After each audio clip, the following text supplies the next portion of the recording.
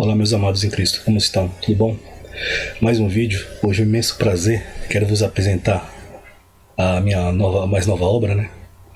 Deixe-me compartilhar a tela aqui para já começar a falar sobre isto.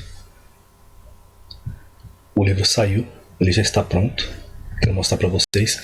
Só que assim, para que ele possa sair gratuitamente para vocês, eu não posso transformá-lo em livro, né? Assim, imprimi-lo, levar para uma gráfica e tudo mais. Eu preciso, para que eu possa dá-lo gratuitamente, eu vou ter que fazê-lo na forma de PDF, tá? Aí se vocês quiserem imprimir, aí fica a critério de vocês, porque todo gasto que vocês tiverem vai ser somente com vocês, tá? Não vai estar sendo repassado nenhum valor para mim, eu não estou vendendo a palavra de Deus. Então o material está pronto, tá? Estou fazendo as últimas revisões.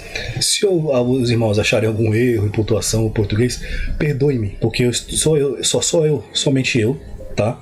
Para fazer os vídeos, preparar material, fazer pesquisa, e não tem ninguém para me auxiliar. Então, nessa correria de tantas coisas os afazeres, pode ocorrer de que numa revisão muito rápida para poder entregar para vocês, ocorra algum erro, tá?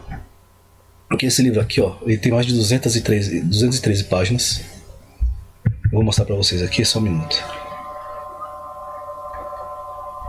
Não sei se vocês vão conseguir observar, mas hoje dá para ampliar a tela do vídeo no YouTube. Vocês podem ampliar, vocês vão ver aqui, ó. São 213 páginas, tá? Esta é a capa dele. Deixa eu mostrar para vocês. Esta é a capa dele. Edificação. Tá? Ele foi cunhado em 2000, ou melhor, em janeiro agora de 2023, ou seja, foi muito corrido, um tempo muito curto para fazer um material desse aqui. Aqui está o resumo, está no estilo de livro mesmo, tá? Só que ele vai em PDF para vocês. Vocês vão baixar quando eu disponibilizar. Tem um sumário, tudo bonitinho, onde está cada coisa, tá? Aqui, ó. Muito interessante. Aqui, ó, 212, 213. O material em si, 211 páginas. Mas as referências, da página 212 e 213. Não coloquei todas as referências, tá? Porque muita coisa é bíblica. É da Bíblia, então coloquei só a referência da Bíblia. Aqui, ó. Janeiro de 2023. Início e fundamento de todas as coisas. Eu quero mostrar para vocês que ele está numa forma muito interessante. Falar sobre a Guerra Celestial. A referência aqui está em caixa alta, tá? Bonitinho aqui para vocês verem. Número 1 aqui é uma referência, ela está em caixa alta. Mas o que significa isso aqui? Aí você vai lá embaixo, na referência de rodapé. Aí vai estar aqui, ó, o conhecimento, o que significa a palavra que está em caixa alta lá. Também em caixa alta aqui, ó, tá? Aí vai estar aqui a referência do dicionário. Então vocês vão achar o que tiver lá, vocês vão achar aqui, ó, tá? Todo livro está assim. Achou uma referência caixa alta? Lá na referência de rodapé, vocês vão achar a tradução do hebraico, ou do grego, ou no aramaico, baseado nos léxicos, tá? No dicionário de hebraico e português, e no hebraico e no grego e português.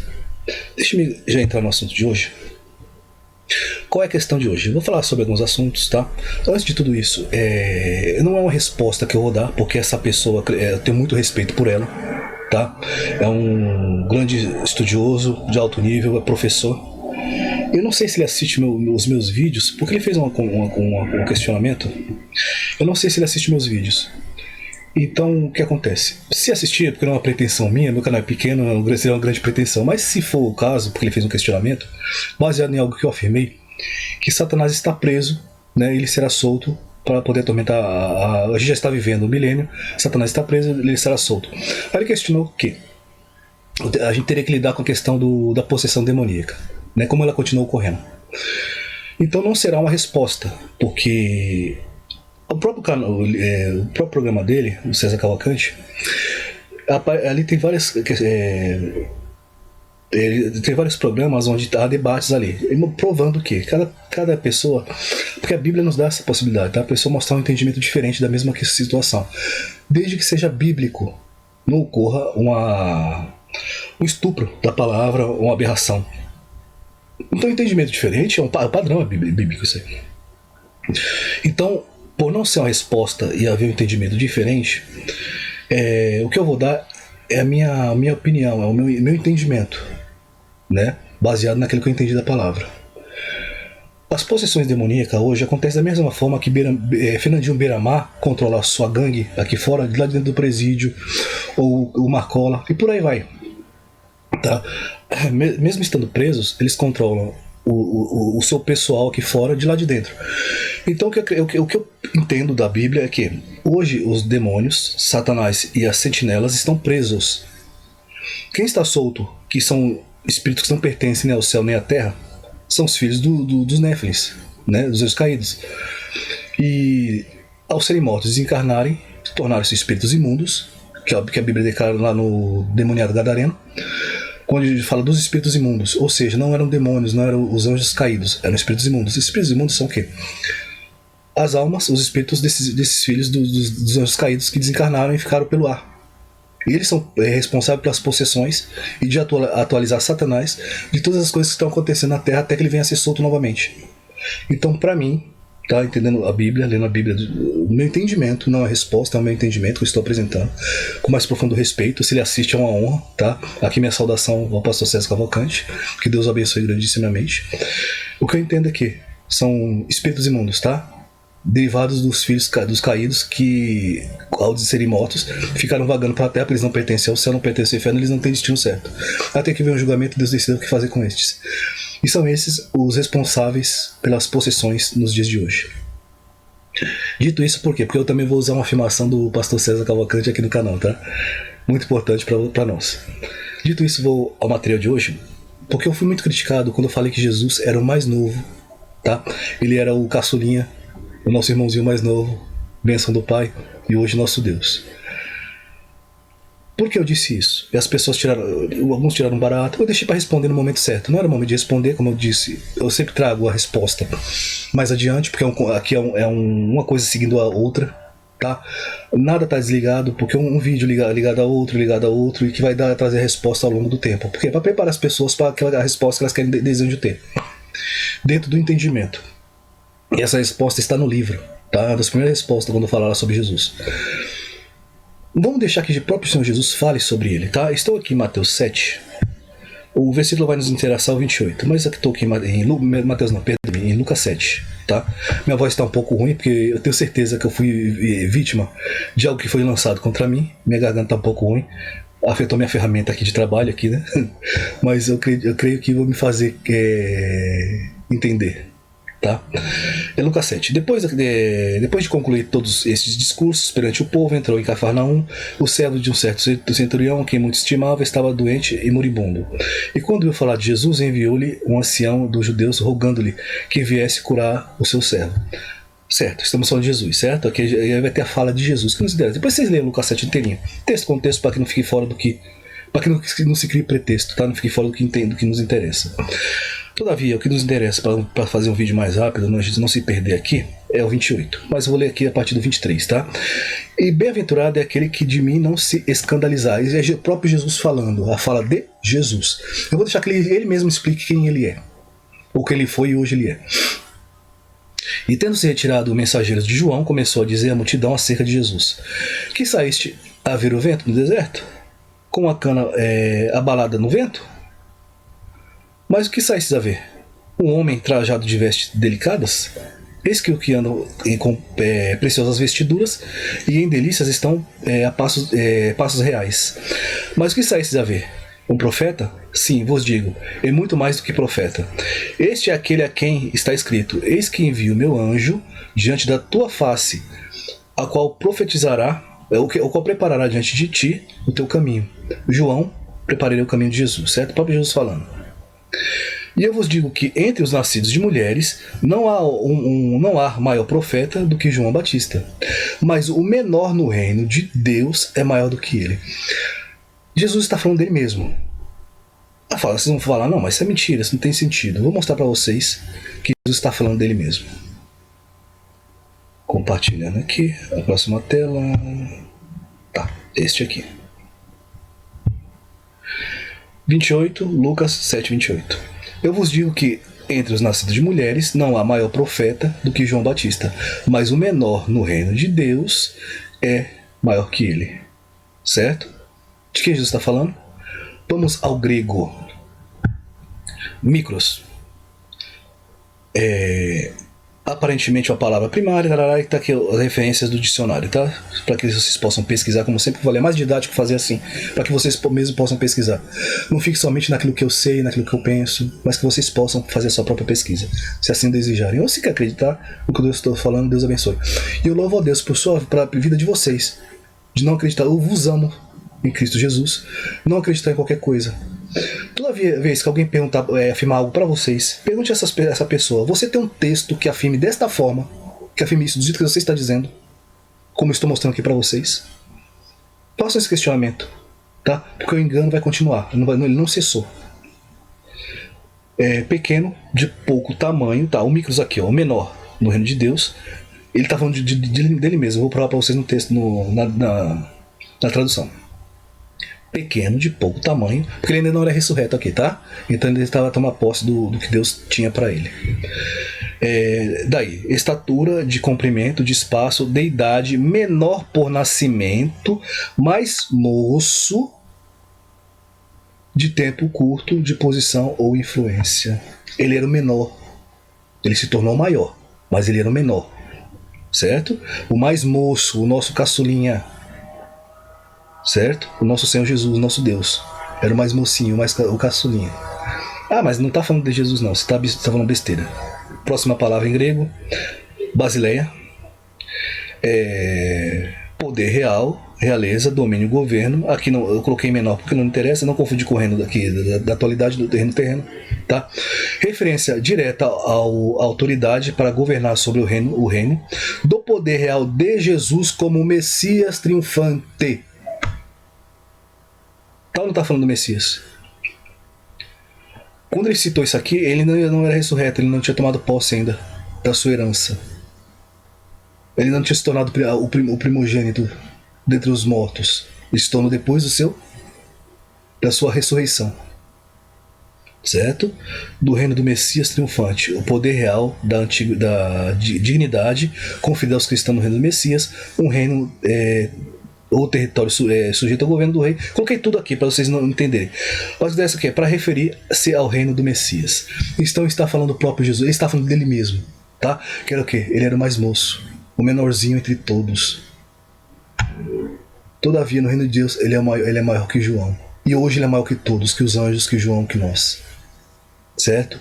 Quando eu afirmei que Jesus era o menorzinho, era o mais moço, muitas pessoas acreditam que Deus fez tudo ao mesmo tempo, num dado momento só, porque tem textos que levam a pensar isto, mas a gente entra no mais profundo, nas clarezas da palavra, a gente percebe que não foi assim.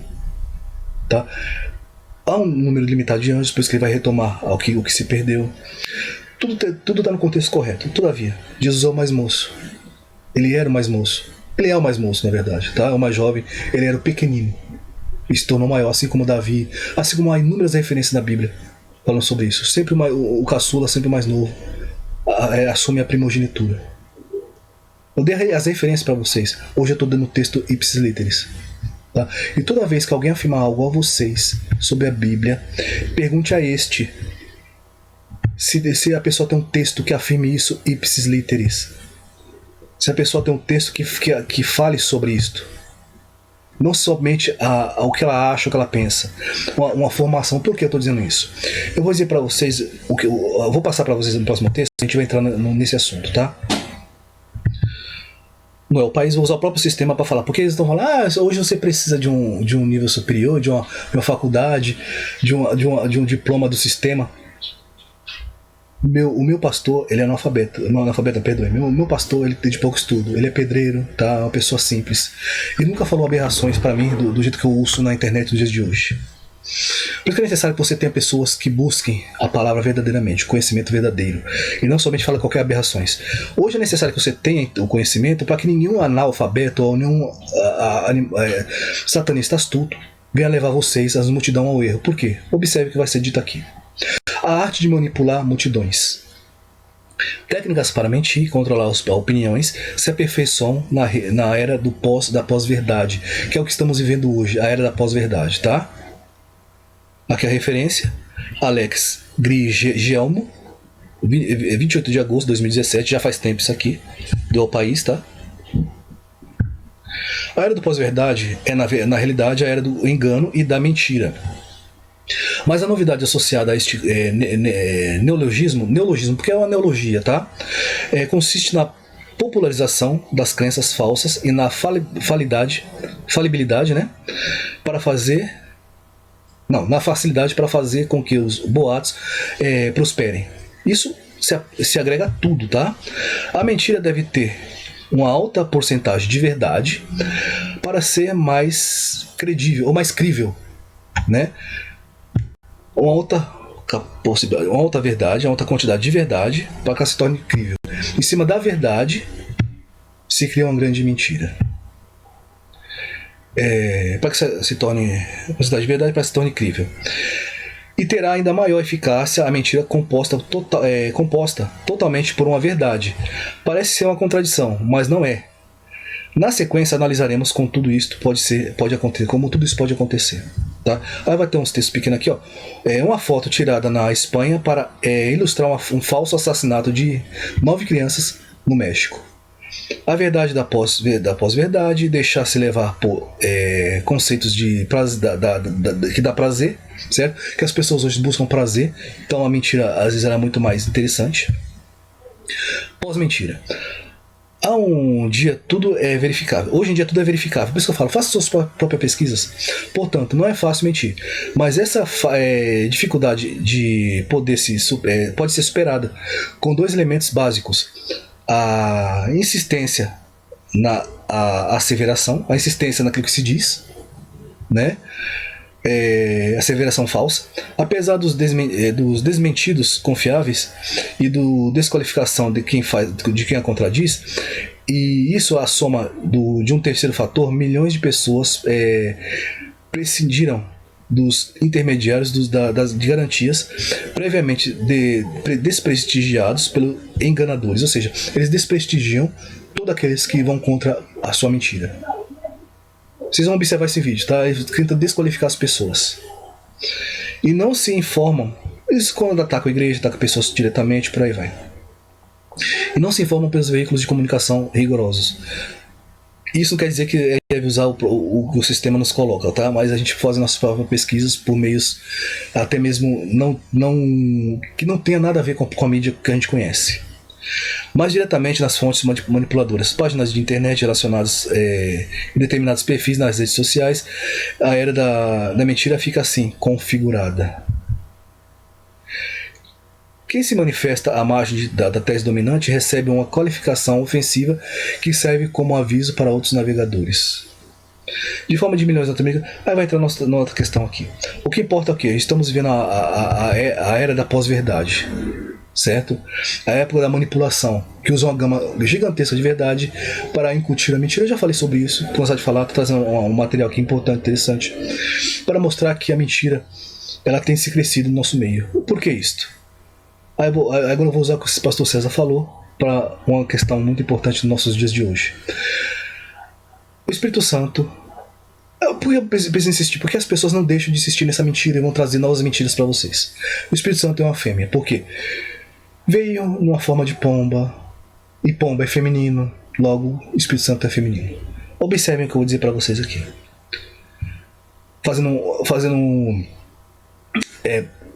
Na verdade, refalando o que o pastor César falou, né? Usando o que ele disse. Ora, a serpente era mais astuta que todas as almarias. Aqui ele está escrevendo o quê? Que Satanás se performou, ele se apresentou como uma serpente ou Nahash. A serpente é um termo feminino. Mas vocês já ouviram alguém dizer que Satanás é uma mãe? Ela é uma esposa? Satanás é uma esposa? Satanás é uma mãe? Porque ele se apresentou numa forma de Nahash como um feminino. Jesus se apresentou como uma pomba. O Espírito Santo se apresentou como uma pomba. Pomba é feminino. Então o Espírito Santo é feminino. Só que Satanás se apresentou como uma forma de Nahash, usando a aparência de Nahash. E Nahash é feminino. Você já ouviu alguém dizer que Satanás é uma mãe? Ou uma mulher? Povo santo, não permitam que a luz do mundo, dada por ti e para ti, se apague em sua vida, ou seja apagada de sua vida. Frases apelativas fazem conosco como os fariseus fizeram com Jesus, engenharia social. Muitos vão se colocar no lugar de Jesus e dizer que estão sendo perseguidos, como Jesus foi perseguido pelos fariseus, se colocando como Jesus nessa terra. Entendo que isso aqui é falácia. Não permita que a luz dada por ti, que é Jesus, se apague ou seja tirada da tua vida. Não permita que enganadores, usando de falácia, de astúcia linguística, de retóricas, possam vos enganar. Pergunte a eles, cadê o texto que diga desta forma é assim? Que apareça, tal coisa é deste jeito. Dando um exemplo, Caim é filho de Satanás. Um texto que diga isso literalmente, ipsis literis, como apresentei. Um texto onde diz que Jesus é o mais moço, era o mais moço e era o menor. Que diga que o Espírito Santo é feminino, que ele é mãe no céu. Peça, faça esse questionamento, tá? Como eu disse, louvo a Deus pelos que estão aqui no canal, que não se deixam manipular nem cair em qualquer falácia. E eu não brinco com a palavra, eu não brinco com a Bíblia. Eu só me interesso por mostrar a verdade para vocês, tá? Concluindo isto, o livro está pronto. Assim que eu terminar de fazer as visualizações, terminar de pregá-lo, eu já vou, logo em seguida eu abro um canal no Telegram, um grupo no Telegram, e disponibilizo lá para vocês fazerem o download, tá? Vocês baixarem. Se vocês quiserem imprimir, fica a critério de vocês. Esse é o vídeo de hoje. Que a paz e comunhão e a consolação do Espírito Santo seja convosco. Até a consumação dos dias. Eu ainda não estou muito bem, a minha voz está ruim. Mas se melhorar, eu vou trazer mais vídeos, tá? Fique com Deus, até o próximo vídeo. Tchau, tchau.